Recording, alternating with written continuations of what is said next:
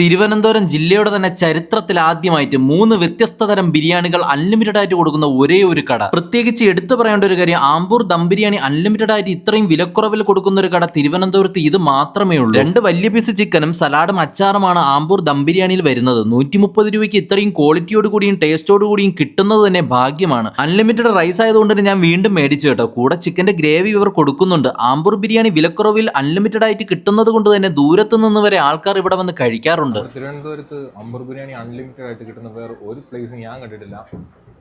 വിലയും കുറവാണ്, ടേസ്റ്റും അടിപൊളിയാണ്. സൂപ്പർ. ഈ ഒരു പ്രൈസിൽ അൺലിമിറ്റഡ് ബിരിയാണി നമ്മുടെ ഈ അടുത്തൊന്നും ഞാൻ കണ്ടിട്ടില്ല.